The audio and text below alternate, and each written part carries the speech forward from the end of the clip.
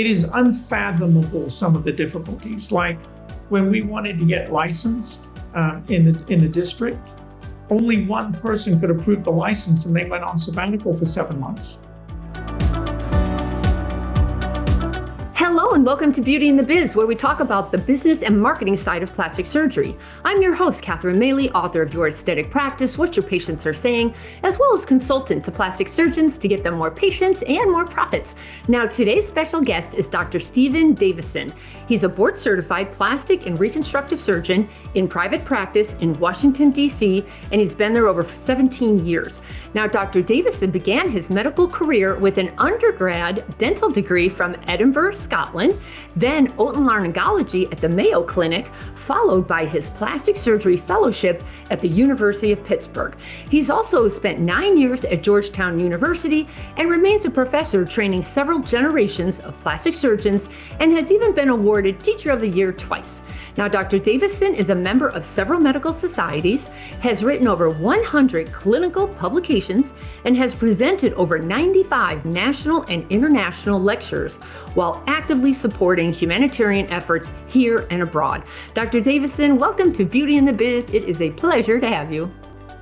Thank you very much for inviting me. Pleasure to be here. I'm just thrilled that you're from Edinburgh, Scotland. I was there not that long ago, and I'm just wondering, just a short version of how did you get from Edinburgh, Scotland to Washington, D.C.? Because that could not have been a level road. So I've actually lived all over the world. My father was a defense engineer for an American company. And so when I got done with boarding school, followed by dentistry at the University of Edinburgh, I moved to the States because my father actually worked for Westinghouse and was located in Baltimore. So the Washington, D.C. area is as close as you can get to home. But it's been a circuitous route, having lived in Libya during Gaddafi's military coup. Wow. Lived in Iran from 72 to 78 before the fall of the Shah, and Morocco from 80 to 1983. So saying I got from Edinburgh to DC, it's a rather circuitous route, to say the least. Unbelievable. Was any of that dangerous? Certainly. I mean, when I was between the ages of 6 and 7, I was living in Libya when the military coup took over, and it changed from being an Italian colony to, under the military junta. So yes, some of it has been. Wow. You know what else is unusual about you? I have had dentists on that also then went on to otolaryngology and then facial plastics. You, on the other hand, are unusual. You went from dentistry to otolaryngology, then to plastic surgery. So how did that happen? I have always wanted to be a plastic surgeon. In Britain, a lot of the plastic surgery is done by surgeons. So Max Fax or maxillofacial surgery in Britain does a lot of the reconstructive surgery of the face. And I had thoughts of going along that pathway, but I stayed in Britain. But the family moved back to the United States. So when I came back to America, I did some advanced training in dentistry to get licensed. Then I went down to MD Anderson in Houston, Texas, to do a fellowship down there. I was in that program maybe a month when I walked out the door, walked across the street, took the MCATs, and applied to medical school. So you knew dentistry wasn't your thing? Well, I had always wanted to do plastic surgery specifically. And so, I applied to medical school, and actually I had to pay my own way. So I only applied to one medical school, and that was the University of Maryland. And I was interviewed there for medicine. And the interviewer says, well, where else have you applied? And I said, well, I only applied here because this is the only place I could afford to go, because I had an in-state dental license and I could work when I was going to medical school. He said, well, what happens if I don't accept you? And I said, well, more likely than not, the next time we meet, I'll be cleaning your teeth. That's funny. So, all right. So then you ended up in Washington, D.C. for any particular reason? Um, so some of the best positions in plastic surgery are really related to who you know, as is many things. And so when I was looking for a job, I was looking more for an opportunity rather than a job. I give a lot of lectures about finding a job in plastic surgery, and there's sort of the job which someone else has given up. And there's normally a reason why somebody has given up. And, either the environment's not a good one to work in, there's not enough development, there's not enough appreciation, you're not paid enough. So people leave jobs. But opportunity is where chaos, you can make an opportunity within chaos. And so Georgetown at that time was kind of in a lot of flux. It was moving from being under the control of the University of Georgetown to being more independent. And there was a lot of turnover of faculty, so it gave an opportunity. And one of the faculty at Pittsburgh was very close with Scott Spear at Georgetown, introduced me, and that's how I ended up at Georgetown. And it was a really positive opportunity because they didn't have anybody with an interest in head and neck reconstruction. They had somebody by the name of Chris Addinger who did foot reconstruction, Scott Spear, who was a master of breast reconstruction, and they really needed somebody to do head and neck. So it was a great opportunity. And it was Dr. Hurwitz who introduced me to Scott. So I appreciated that very much. Well, you can't say enough about networking, especially when you're young and hungry and trying to figure out where you're going to be in the world. It's so nice to have contacts. So how long were you in the university setting before you got the itch to go? Now, did you go into private practice or was it a multi-practice? How did you end up in a solo practice? So I was a full-time faculty for 9 years. And then I think in plastic surgery, there are 10-year increments. There are decade increments in which your career can move forward. And so I had spent almost 10 years in academic practice. If you stay another 10 years, you lose the opportunity, the return on investment to go into private practice. Plus, by that time, the university environment for me was becoming a culture of no. I mean, I'm a very proactive yes kind of person, and I kept running up against a no culture, and that was bothersome to me. And I think it's become even more so in institutions since then. And so I went into solo private practice, hung my own shingle, took a look at a map, saw where most of my referrals came from, put a pin in the board, and rented space in that building. It was at downtown Washington, D.C.? The first practice I had was in more northwestern D.C., which is closer to the Maryland line, kind of in what I would call a medical ghetto. Mm-hmm. Office buildings get taken over by dentists and doctors. When they get taken over by dentists and doctors, they never revert back. And the reason they never revert back is the cost of the plumbing. If you have a law office, you just move cubicles. If you have a dentist office, you got plumbing. So the next person takes over the plumbing. So as soon as the doctors and the dentists move in, it becomes a medical ghetto. So, but you're in a gorgeous place now, in a gorgeous location. Now, how did you end up there, and when did you end up there? So, during COVID, it became really difficult to do plastic surgery in the hospitals. They pulled back, limited block time, and so made it more difficult for plastic surgeons to do plastic surgery, even to a point of like mastectomies were getting done without expanders being put in. And so what I did is I used that opportunity to apply for and get a certificate of need in Washington, D.C. for a surgery center. Nice. And a certificate of need in the district is extremely difficult to get. At the time, no one in plastic surgery was really willing to invest in that energy to do that. And it takes a lot of energy. It was like 70-page application, interview committees, reviews, fulfilling all manner of hurdles. But we got a certificate of need, but then we needed more space. Mm. And the building I was in and the floor I was on did not have a sprinkler system on that floor. So that precluded the ability to build out a Medicare level surgery center.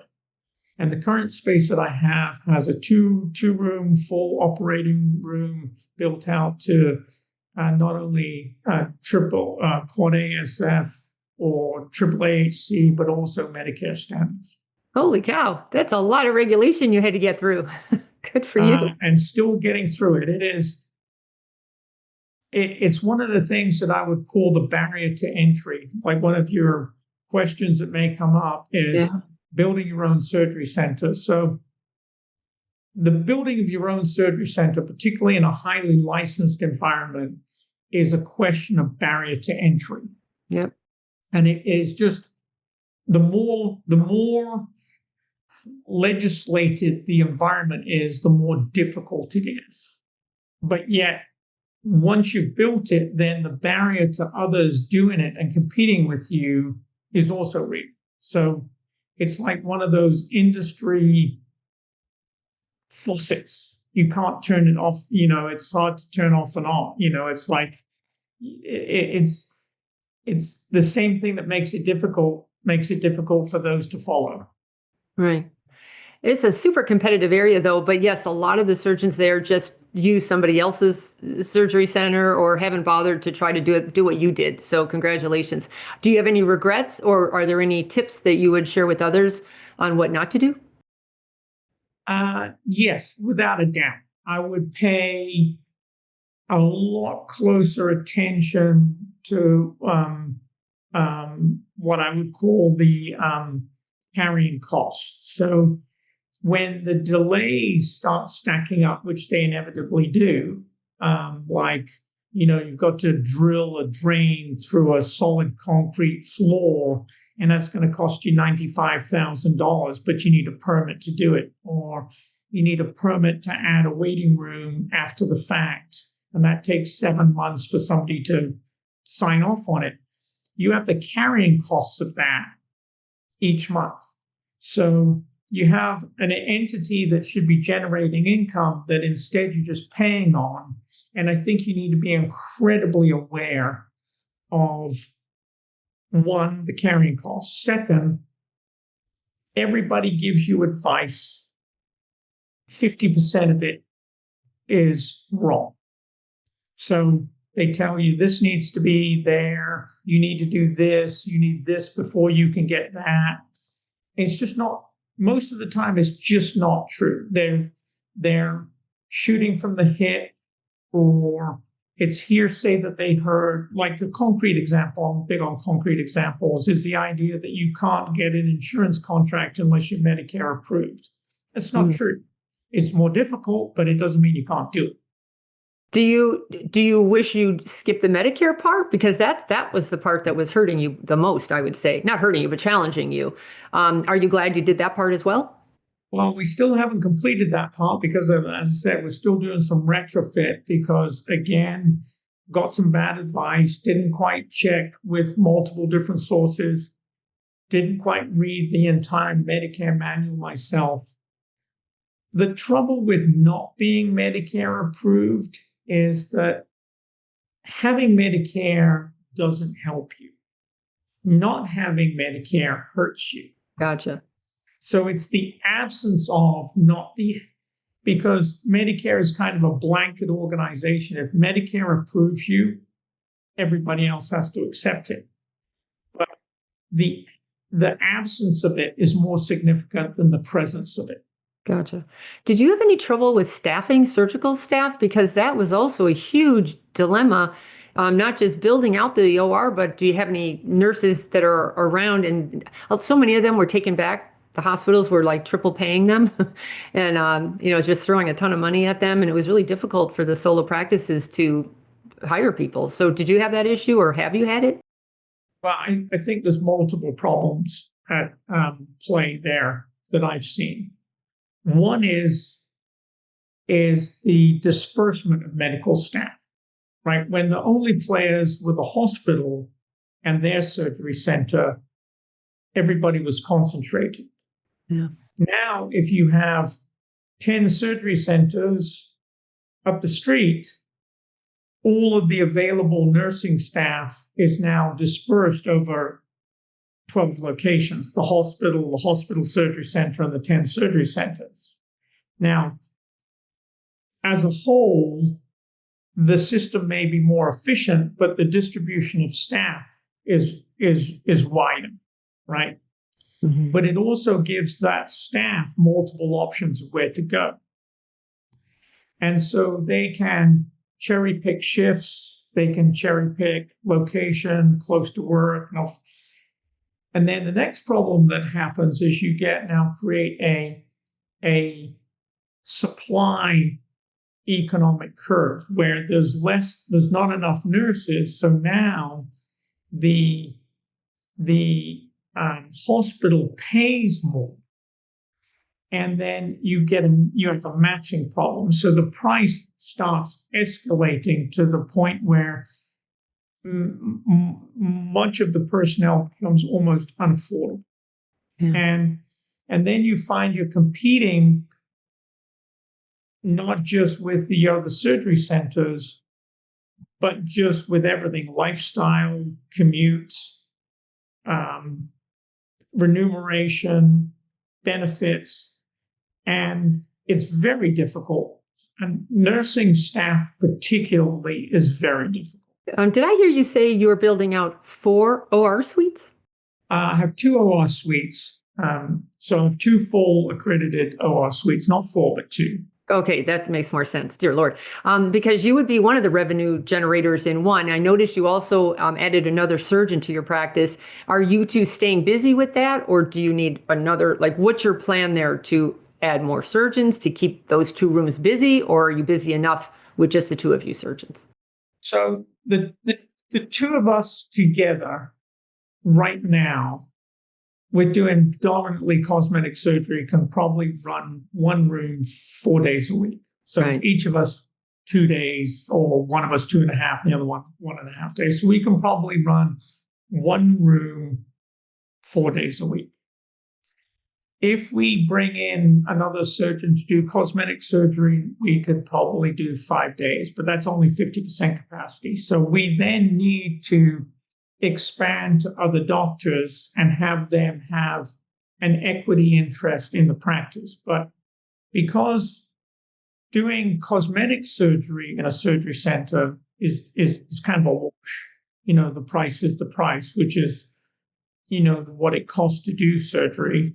Having cosmetic surgeons is not really the solution. We will need to partner with reconstructive surgeons because we'll have a licensed, credentialed, state licensed certificate of need facility that accepts insurance. Therefore, we need insurance physicians to work with. Are you required to have so many hours devoted to the certificate of need? So the certificate of need has requirements, for instance, of doing pro bono and a certain percentage, like 3% of your revenue, has to be for indigent care or write-off. So yeah, there's some you have to accept a diversity of patients, and that includes accepting insurance. And so yes, there is a certificate of need is not your need. The certificate of need is the community's need, right? So you have to, in Washington, D.C., you have to fulfill the society's need, not yours. Yeah. Wow, that's a big deal you're putting together there. Are you sleeping well at night, or are you up all night working this out? The answer is I'm beginning to sleep, but It's been 2.5 years. I mean, this is it is unfathomable, some of the difficulties. Like when we wanted to get licensed in the district, only one person could approve the license, and they went on sabbatical for 7 months. so that was it. That was like it. That was just wait 7 months till they come back. I mean, and that governmental, that was unfathomable. That's insane. So as I said, it's interesting. It's an interesting problem that I have to be very philosophical about. Otherwise, I would just sort of give up. Yeah. Because what it really requires is the mindset that if it's this hard to build, no one else in their right mind will do it. Right. And I'm a very competitive driven individual. So if it's hard for me and I'm losing sleep over it and I'm thinking, is this worth it? And, was this not such a great idea? Then maybe someone with not as much skin in the game and, sort of like I would say, aggressive ambition to make this work might not follow through. So the barrier to entry is psychological, financial, energy, follow through. I mean, it's just hard. Right. How much of your practice currently is cosmetic versus recon? So my practice is about 75% cosmetic and about 25 recon. My partners is the opposite. It's 75% recon and 25% cosmetic. And that's deliberate because I sort of switched some of those pathways to her when she first joined the practice deliberately to allow me space to increase my cosmetic. The smartest practices know a big part of their practice growth comes from retention, referrals, and repeat treatments, not just from new internet stranger leads. That's why I created the KISS Loyalty Club, a done-for-you system that keeps your patients returning, referring, reviewing, sharing you on social media, and completing surgery. Discover how KISS can grow your own practice revenues by visiting kissloyalty.com today. Gotcha. It's talking about adding another surgeon. Any tips on that? Because those often don't work out. One of the big issues is they didn't spend enough time vetting each other on values and vision and where they see it going. And it kind of, that could be super challenging. Have you found that out, or any tips for having somebody join and make it a cohesive business relationship? I think it's incredibly difficult no matter what. Yeah. Right. I mean, my partner and I still, not the partnership aspect, but like the governance aspect is still in flux because as they get more ownership in the practice, I've got to give up some of the control aspect, but I'm still a managing partner. But they, so it's still a governance balance. Mm-hmm. I think there's a turning point based on the number of people in the practice. And I think that to get to 3 is hard, 4, 5, 6 is easy. Because 4, 5, and 6 is now a corporation, right? 1 or 2 is just you and your partner. So I think the hard part is the second and third, but I think the fourth is easy, right? Because now the things are set, the percentages are set, the way that the money is or expenses are divvied up is established. But I don't think all the difficulty comes from the person who's hiring. I think sometimes it's the junior person who's joining who has a distorted view of their value, right? I call this experiment the area under the curve, right? So what happens when a junior person first starts at a practice? For about 18 months to 2 years, they might lose money, right? They're being fed patients, they're being supported, they get a salary, they're getting given resources, but they're not making any money, right?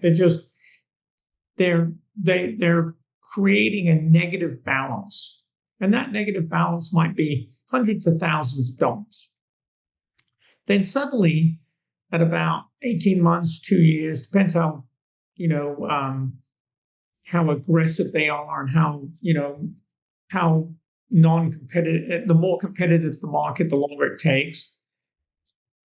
There's a point at which they cross over that curve and start making money. So there's here, and they're going up like this, but they've got this area under the curve, and then they cross over. And at that point, they suddenly think, well, I'm making more than it costs me. So if you're looking at it like this, they now cross over and they suddenly think, well, I should get that as bonus. But the practice has had a negative balance against you for your startup costs. And so I think there's naivety on both sides of the plastic surgeon partnership relationship. It's the definition of value and your expectations. I've just watched there's a 2-year mark that seems to be the challenging time. After 2 years, they either, well, it also depends on the relationship you have. If they just came in as an associate and they're like, eat what you kill kind of thing, or did you literally make them a partner with equity, that changes everything. So when you were saying 4, did you mean if you brought in 4 surgeons, it gets easier? Is that what you meant? What I'm saying is that I think the first surgeon is difficult. Okay. I think the first one you add when you go from 1 to 2 is the most difficult. Okay. Then when you add a third, you've got some sort of framework for it. By the time you add the 4th person or the 5th person into a group practice, I think everything is set up to a point where now it's more seamless, right? You've done it enough times. In my experience, yes, that structure is set up more and the processes are set up more. However, now you've added more personalities, more expectations, different values. Wow, that adding those egos together in a room can be challenging, very, very challenging. They can't make a decision. I struggle with the practices that have 4 surgeons, unless there's the one that's the managing director. Well, I mean, I definitely agree. I think it's a big problem. I mean, when I was at Georgetown, we had a chairman of the department, yeah, and we were all going to. There was 7 of us, and we were going to build a surgery center, right? And we were going to build a surgery center with another group, so it was going to be 10 surgeons, and we were going to build this big surgery center. And it would have worked out great. We would have printed money with the doctors we had involved. We literally would have printed money, right? I take it it didn't go well? Well, we're sitting in this conference room, and I asked the chairman, I said, what's going to be the governance? Mm-hmm. And he goes, well, I'm going to run it. And yep. I'm like, but you're the chairman of the department, but we're all putting in the same amount of money. Why are you going to have governance of the surgery center? And he looked at me like I was crazy. Yeah. And at that point, I knew I couldn't stay because forever, and he was not the best businessman. He was an excellent surgeon, a great teacher. But in terms of running a surgery center, he was not the person to run the surgery center because, one, he would have run it as a fiefdom, right? But he also probably would not have been the most sensible in terms of contracts and cases. And, it would have been a convenience thing rather than fiscally driven. So, if he had made somebody else in charge of compliance or somebody else in charge of education or somebody else in charge of the remuneration or contracts, we would have had governance. But he just said, well, I'm going to run it. And at that point, I knew it was over. Yeah. Yeah. Okay. Yeah, I've just been down that road a lot, and it's there's nothing easy about doing that. It sounds good, but then it gets into I bring in more money than you, so why am I paying more of the costs? Why can't I make these decisions just like everyone? Oh my gosh, it gets to be a whole thing. How about let's talk about the med spa, because you also have a med spa. So how important is that to your business plan to have the non-surgical revenues coming in as well as surgical? I view it like stocks and bonds. Okay. Right. So if you think of a med spa or non-surgical services like injectables or microneedling or whatever it is you're doing, those are like bonds, right? And then, cosmetic surgery is like stock, right? When money's tight, no one's buying stock, right? They'll nibble away at a little Botox or a little filler, but they're not going to do a facelift, right? Mm-hmm. So you need to have some diversification. And I'm a great believer in diversification in your practice. I never shut down income lines if I can help it, Yep. right? Now, we might shift income lines to the new doctor in the practice, but I'm not going to shut down any type of income, because you never know when there's going to be a downturn in the market and you want to have other things to keep the door open. I mean, we learned some lessons both from the 2009 fiscal disaster. COVID was another example.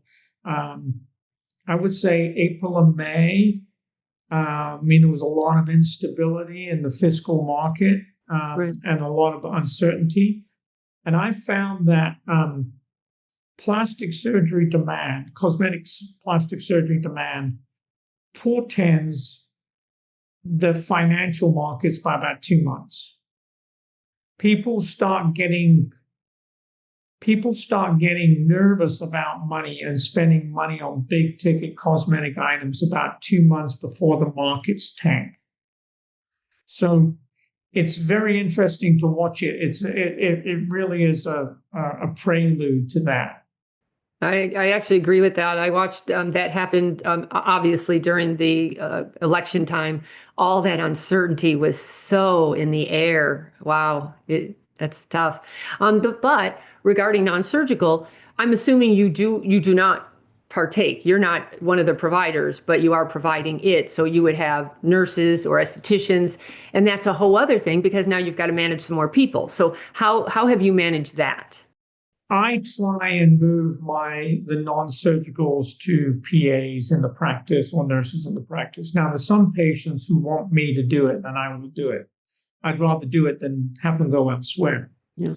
But yes, that is more personnel to manage. I mean, if you have nurses doing PRP and microneedling, or you have PAs doing injectables, but I do try and steer those to them, because it's actually doing injectables and Botox and whatever other toxins that you're going to use is very labor intensive in terms of the sales time. Mm-hmm. It takes a lot of time to talk to the patients about what they want. Right. And I'm not sure for the surgeon it's the most cost effective. But it does require more personnel and more expenses, and that has to be figured into it in terms of, is this cost effective? PAs are not cheap. Yeah. The hardest part is not in our practice it's not the PA that's the hardest part, or the nurse. It's the how much do you support that PA or that nurse? How much do they get so that they can now do it? Because what I found in private practice is everybody wants an assistant. Everybody wants someone to make the phone calls for them. Everybody wants somebody to do the scheduling for them. Everybody wants someone to clean up the room behind them. Yeah. So even the MA wants an intern. Yeah. Right. So the very interesting thing that I observe is that everybody wants an assistant. And that's when it starts getting hard. What's the cost effectiveness of that assistant? That is the bigger, harder question, rather, because the PAs, for instance, they pay for themselves. I mean, a good PA with excellent patient rapport, that's a moneymaker. Even a bad one doesn't lose money, right? I mean, you gotta have a terrible model if a PA doesn't generate income. But a nurse is a cost center. They are not, unless they're doing unless they're advanced level, like nurse injector or an nurse practitioner or something, they're not generally covering their salary. I've found. Oh, I've seen the nurse injectors bringing in $1 million a year. But that's a nurse injector, right? Yeah. Just a nurse is a cost center, right? Why would And you not just bring a only- nurse into a med spa? Wouldn't it be a nurse? Well, no, I'm just saying into the practice, like in terms of into the whole practice. So a nurse injector is a great asset, but that's an advanced level, right? Right. So I make that distinction. Whereas just a nurse, I find in the practice, is not the best translation into the med spa. Yeah. The other thing that I've found along those lines is you have to be very careful about purchasing equipment like radio frequencies, lasers, whatever the latest, because the only person that makes any money on those, in my mind, is the person selling them to you, right? Yep. I've stopped buying those machines because I got fed up having to be the one to sell the treatment. Everybody would say, "Oh, we need this, this is great," but then they would never be involved in the active process of the marketing and selling them to the patient. And I found it exhausting to sell something that I didn't really want. I mean, I want to sell a facelift or a breast augmentation or a mummy makeover. I don't want to sell, 3 treatments of thermivage. It's not what I want to have a conversation, about, right? And so I found whenever I've had those machines, I couldn't wait till the note was paid off, so I never had to use it again, right? So I'm done with that aspect. I've had probably every laser procedure known to man, and there are maybe two of them that I absolutely love, and the rest are ridiculous. And frankly, it can hurt your reputation as well, especially things like skin tightening. The patient's never going to get what they want or what they expect because the photos are ridiculous. They show incredible photos where you can get your neck back where it used to be with skin tightening, and no, you can't. So anyway, I hear you on that one. I would be very careful before I bought lasers because somebody's got to either educate the patient. Then in the old days, I would say buy a laser that the vendors have done the consumer education on. Why are you spending your time doing it? Gosh, that's a big ordeal because someone's got to figure out how to market it, how to patient educate, how to handhold, how to make them happy when they're not, if they didn't hit expectations. There's a lot that goes into all of that, and you don't think about that. All you think about is the sales rep saying, "Oh my God, 7 patients pays for the whole thing." They always say that, and I don't know how true that is. Any tips, though, on hiring staff, motivating staff? Do you bonus your people? Any tips there? So the answer is yes, I do. But anybody in a sales position, or anybody in the provision of medical spa services have a commission structure, right? Okay. So the patient care coordinators are on a commission structure. If a PA is doing injectables and fillers or Botox, then a portion of their remuneration is tied very carefully to the net, not to the gross, but to the net, right? Because we want to make sure that they're being paid on the margin between what the products cost and what they sold for. Mm-hmm. Because otherwise you could get yourself into difficulty if you're basing it on what's sold. Well, that's normally what they do. So you have to figure that out with them because they'll say, no, I sold 10 grand. I want 10% of that. Well, 10 grand minus the 4,000 it costs to do that. Exactly. And the average cost is 38 to 40%. So right. if your cost of goods is 38 to 40%, mm-hmm. well, you can pay them 10% of the leftover 60, right? Which is 6%, right? But that math often doesn't translate well to the recipient. They're not getting that. Right. Well, how do you handle that when they're a really good marketer and they want to have their own Instagram account? Do you have rules around that? Absolutely. Everybody's account is tied through our main one, right? Um, so the answer is tied to and tagged to, because the biggest, one of the other problems, and sometimes this isn't nefarious, right? Like last year, I had two PAs, right, doing injectables, and one of them's my wife, right? So unless something really, really egregious happens, she's not leaving with her patients. Right. Right. And that's actually a little bit undervalued by my partner, who doesn't realize how common that is. I mean, if every injector takes 600,000 or 700,000 of injectable patients out of the practice, it's not going to take long before you don't have any. Yeah. And you can't stop any. It's really difficult to stop somebody moving across the street and doing exactly what you're doing. So that has value that my wife does that. Those patients are not leaving with anybody, right? Mm-hmm. But I had another PA who was married to a physician. He graduated from his fellowship and got a job in another state. And so her entire practice left. But what we did to retain that not insignificant patient population is her family lives in town. She comes back one day a quarter and injects the core of her return patients. I mean, she sees 15 patients in one day and covers the value of her coming back. Mm-hmm. But otherwise, those patients they wouldn't come to us because they're tied to that individual. Because I find the interesting thing about an injectable patient is that the injectable patient is not coming for the injectable. People think it's for the injectable. They're coming for the experience and the connection. It's like a hairdresser.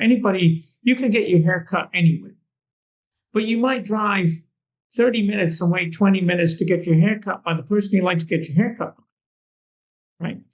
And Botox is rather similar to that, in my mind. It's not the Botox, like it's not the haircut. It's the experience and the connection with the person cutting your hair. And that cannot be undervalued. Well, I find it's the result, the connection, and they know what I want. I know I'm going to get the consistency I want. They know my name. They know everything about me. I don't need to shop that. I'm a busy professional. So if you're going to cater to that group, boy, you can make a killer business off of that boutique experience that you're giving them, even though you're a very bustling kind of practice. A lot of people do not want to shop around to save a dollar. They just want solid results, convenience, and see me when you say you're going to see me. Don't make me wait. Treat me great, and we have a great time when we're there. I'm all about that. If I can find a good service provider, I'm hooked. Unless you do something to piss me off, I'm pretty loyal. And that's incredibly right. But you've got to be very, very careful to not piss it off, because it's about the experience. So that new receptionist has to be very sensitive to that person wants to be roomed right away and doesn't want to sit out in the lobby and wants to be called Amy and not Mrs. Schuler or whatever it is. It's like you got to be, but it takes a lot to do that every time. Yeah, I hear you. Gosh, I hear you. Give me your biggest mistake you've made in solo practice that others could learn from not the build out. Just normal. I would say the biggest mistake the biggest mistake was not buying the building. Isn't that the truth? Right. If you have listened to this podcast, we'd say it all the time. They wish they had bought the building. And I hope everyone's hearing that. Buy the building if you can. Yeah. Yeah. So, but I was probably a little bit too late anyway. Moving out at 10 years, if I started off fresh, I would buy the building so that I would be paying myself the note, right? And I'm too senior now to have bought the building for my next build out. It didn't, because the negative with that would be I would own a space I'm requiring other people to be the generating income for. Right. And that could go horribly. So I couldn't do it the second time, but I would advise you to buy the space. The next thing that I would say is that if you're going to go into private practice and you're going to do it early, right? And this is not like my situation where I'm 10 years out. I would not accept insurance. Right. Right. Because I've accepted insurance for the last 17 years as a loss leader. Yeah. And the differential that I get paid to do, say, a deep flat for somebody, that I get paid to do a deep flat versus somebody who's out of network is 10 to 1. Right. And so, and my problem is that because I moved out of academic practice into private practice 10 years out, I had liabilities. I had kids in school. I had a house. So if you don't have any liabilities to start, don't start off taking insurance. Just don't, because you don't have any costs. Yeah. Start lean and then work your network, but without accepting that lower level of remuneration, because that remuneration has just gone down and down and down and down and down. It probably costs us 20 cents on every dollar to look after a reconstructive patient. Now, it's a loss leader in our practice. It's a balance, that because we don't advertise, all of our patients come from in-house referrals. Nice. All the facelifts I do now are previous patients that I sewed up a laceration on or did a breast reconstruction on 10 years ago. And so doing reconstructive surgery and being in network is just a really bad long-term marketing model. I hope everyone's hearing you, because you're giving them counter advice to what they've heard. They've all heard you've got to start out in the hospitals, you've got to do recon, you have to do as much of it as you can. And what I find is it can be such a distraction to finally getting where you're going, because the insurance will drag you down. Your brain, your energy, your focus has to be on that, and it's very difficult to do both at the same time. So that's really interesting you're saying that. I agree.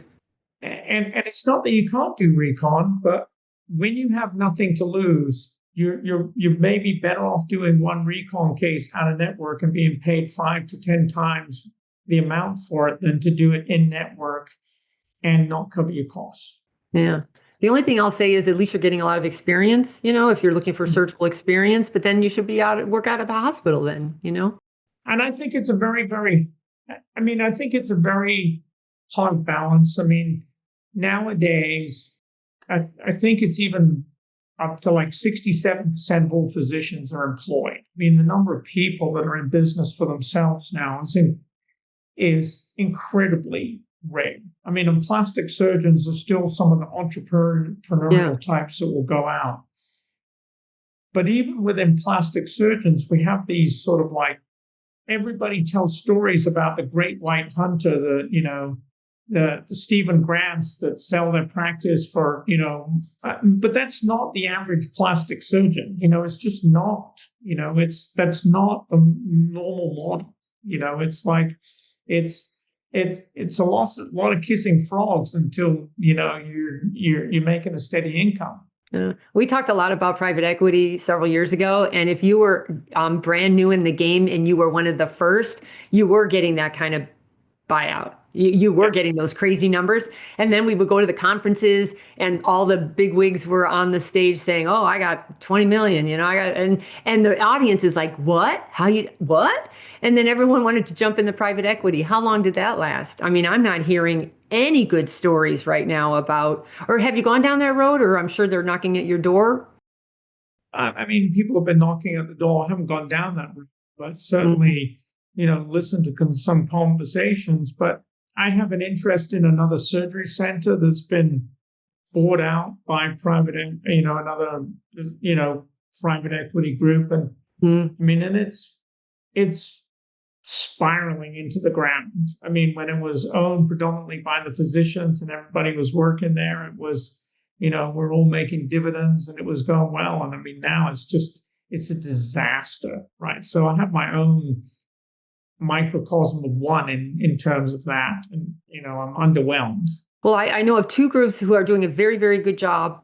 They're good at what they're doing. They're business people, but they also have surgeons on board, being part of the board of directors. I think that's the secret, because it can't be all business and it can't be all surgeons, because we need different perspectives there for the balance. But boy, I would do that. I would tread lightly on that, because it's just not like it was in the good old days, which were 4 or 5 years ago. So crazy. The biggest example of the disaster for that is actually anesthesiologists.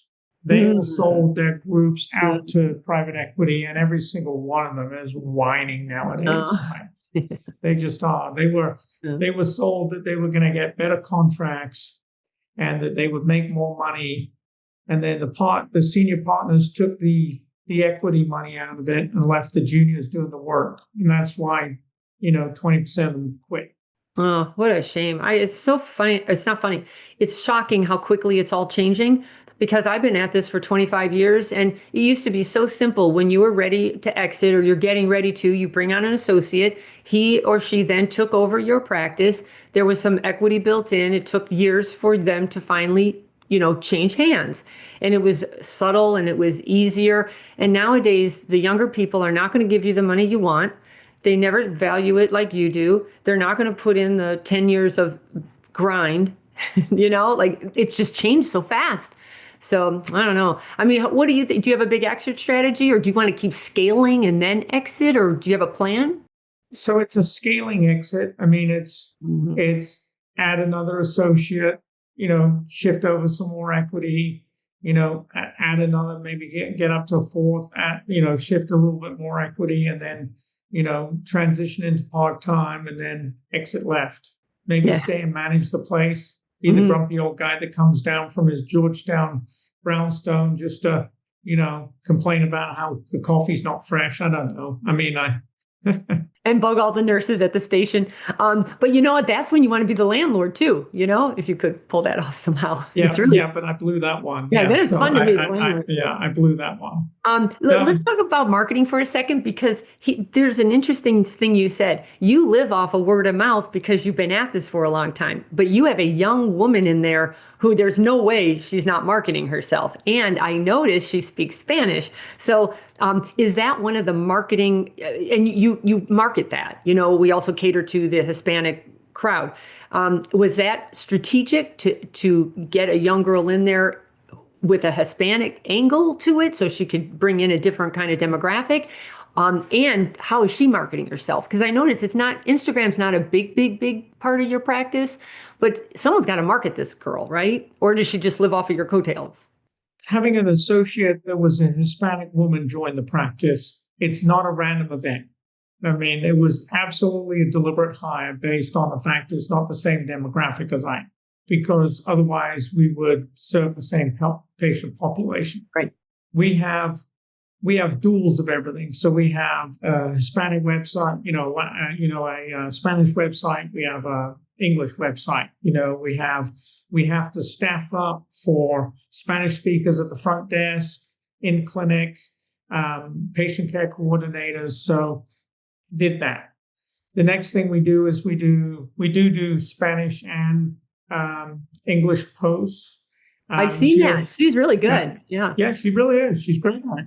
Plus, she goes out into the Hispanic community. We're doing more of that, because the marketing to the Hispanic population is not the same. They read print and they watch television, right? So we did some, at one time we did Spanish sort of Telemundo, because that is that's the way you reach that patient population. So we have to tailor it a little bit to what the market we're trying to get to. But we don't spend a great deal on external marketing.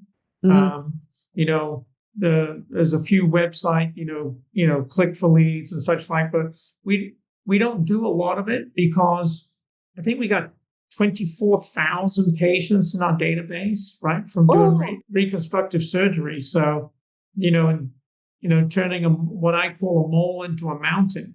So a lot of my junior partners practice is my reconstructive practice turned over to her, plus her cosmetic, what she makes of cosmetic consults. And we share. Patients can, pick based on, do you want a man? Would you prefer a male? Would you prefer a female? Would you, do you want to have somebody that speaks Spanish? Some referrals, mummy makeovers that are more, directed to her. I mean, obviously, labia and vaginoplasties would tend to go more to a female patient. The breast practice will lean towards her no matter what, because of, the gender aspect. So there is a way of marketing her that way, but we don't do a lot of print quite frankly, none of them work. Tell me what works. You tell me what works, because I don't know, because I just, my latest, my podcast that I'm going to run pretty soon, later this month, it's called How Lead Generation is going to get even harder. So it's lead generation. We used to bank on, you could give PPC or Google AdWords, you could give them a bunch of money, but they'll give you back a bunch of leads. You can't count on any of it anymore. You can't count on magazines because you can't track it. And you can't count on somebody picking up the magazine, turning to the page 142 where you are, pulling it out, calling you when they're ready. You can't count on that. It's shocking what's going on. You can't count on organic SEO like before. And actually, I shouldn't say that. The bottom line is you have to be everywhere. Get a bunch of fish poles in the pond and see what could possibly work, and then double down when it does. But don't double down first, and to test it, first test it and then double down when something actually happens with it. That's gotten really challenging as well. But so she's doing a little social media, but do you think that that's going to be a big part of what you're doing, what she's doing, and you're just going to kind of ride on the word of mouth because you can? So we try a little of everything. I do. For instance, on social media, Instagram, and one of the things that I harp on, and it's incredibly successful, is lipomas. Like, I make videos all the time about lipoma removal, right? And for whatever reason, that makes me like an incredible draw for taking out lipomas. Well, that might not sound like a particularly lucrative or great avenue to go down, but when you got a surgery center, that you don't look so silly. I like your other video where you're talking about what's a facelift. Yes. Because those are, I love that patient because I am that patient, and the more educated, they want education, that the facelift patient, you have to educate, and you have some pretty good people around you that are very good at the educational videos, and you're really good at them too. Just the lipoma thing, is it the patient you're looking for? Just make sure the bait you're putting out there is is what you want to come back, because I'm just using that as an example for you. I use that as bait because I want to use the surgery center. Right. Right. I might get some ridiculously low amount for taking out a lipoma for a physician fee, but it's absurd what, removal of 20 lipomas pays at a surgery center. Mm-hmm. Right. So the interesting thing, you talk about, I do a lot of facelifts. I don't do an insignificant. That's what I would prefer to do. I would prefer to do facelifts over anything right now. That's what I would prefer to do. And I'm a student of them. I've been studying facelift art for 25 years. I probably did the first deep plane facelift 24 years ago in my practice, right? And now I talked to a patient today, and I said, who else are you looking at? And they gave me some name of somebody I'd never heard of in the community. Mm-hmm. And then she showed me his website, and he's a deep plane facelift specialist. I'm like, You're like, 24. How can you be a specialist on anything? Because he says it. You've kind of been out of practice more than 2 years, which means you've probably done 6 of them yourself, right? And I'm like, but there you are telling on the website, I'm a deep plane facelift specialist. Well, great. That's marketing. That's marketing and branding. And you know what? That can win oftentimes over somebody who really is a specialist because they're not willing to put themselves out there like that. But that's just branding and marketing. But tell me, regarding photo consents, you've done a good job with reviews and photos, but especially reviews. You have 286 reviews with a rate of 4.8. And I'm sure that bugs the heck out of you. You wish it was 5 stars. I guarantee you, I promise that nobody would believe that. Nobody would believe it. I don't want 5 stars. I love it. I love, love, love. How do you get the reviews? Do you have a process in your office set up to make that happen, or is it just happening organically? The only thing that works with reviews is if I directly ask the patient. Exactly. Yep. That's it. Yep. If anybody asks them, they won't do it.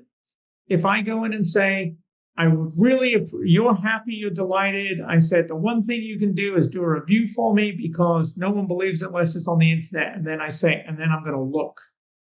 And good for you. Good for you. Doctors say to me all the time, I'm not going to ask. I'll feel like I don't want to do that. I just have my staff do it. And I said, I guarantee they'll say yes to you 10 times faster than they're going to say yes to your staff. So get used to it. Good for you. Now, and then the interesting thing is if you look at our negative reviews, some of them are just the most ridiculous things. Like he sent me to another doctor that said they would be more specialized than his. Yeah, right. Right. Yeah. I mean, how can that be? That's a 1 star because I sent you to somebody. Well, because you're rejecting them and they take that personally. Right. Yeah. Well, 4 months later, they write back and say, it was the best experience ever. That guy really knew what they were doing. And I can't believe you sent me to him. And like, well, can you take your 1-star review down? Right. Or like, right. Or like, I can't believe that after I went to see him, my breast reduction was, rejected by my insurance company. Well, like the reviews have got nothing to do with our care. Right. 90%, Yeah, well, that's why it's the Wild West. You really want to be careful with that, and definitely ask the right people to leave a review, because the wrong people will absolutely leave you a review. You need the right people to make sure they're doing their part. You do, but I'm the one that asks them. But then I have my staff follow up. Yep. I will send a marketing person in right there to get there, to send them a link or to do a video of them or whatever the medium is that we're going to use. I love it. We're getting to the end now. Can you please tell me a crazy patient or staff story you care to share?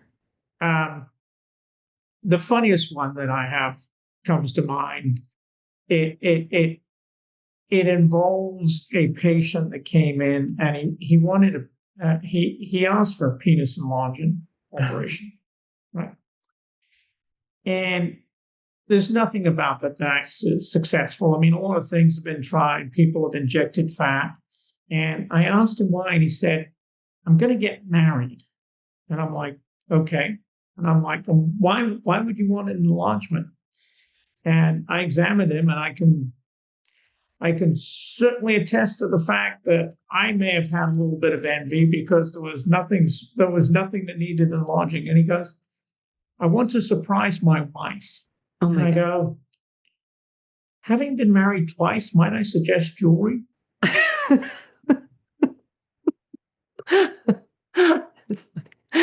So did he leave it alone? He did not think the answer nearly as funny as I did. And I think he left me a 1-star review. Oh, you're kidding. Oh my God, that's hysterical. Tell me something interesting that we don't know about you. I have a pro race car license. Oh my God, that's amazing. Yeah, and so I race competitively, and I drive either an Aston Martin GT4 spec race car, or I drive a prototype. I used to have an Aston Martin photo by me at all times, thinking it'll get in my head and somehow I'll end up with one. I never did, but boy, those are cool cars. Do you have to go to like Las Vegas's ramp roads to do that, or out in the desert? Or no, I go to like Daytona or Sebring or Watkins Glen or Laguna Seca, race all over the country. That is so interesting. So you have an urge to hurt yourself? Have you ever hurt yourself? Oh, most definitely. I've had I've been racing for about 12 years, and I've had about 6 or 7 bad crashes, and I've had one terrible one that had some injuries to it. But that was a bit of an eye opener, to say the least. But there's nothing quite like driving a race car to keep your mind focused, to say the least. Wow, that takes amazing focus. Are you one of those surgeons who insures their hands? Well, it's interesting. I carry a fair amount of disability, but when I was in residency, I got I had some tendonitis and had to have a tenosynovectomy done, and now my hands are actually uninsurable. Oh, for heaven's sakes. Well, take care of them for So golly. everything else about me is insured, but including the jewelry. But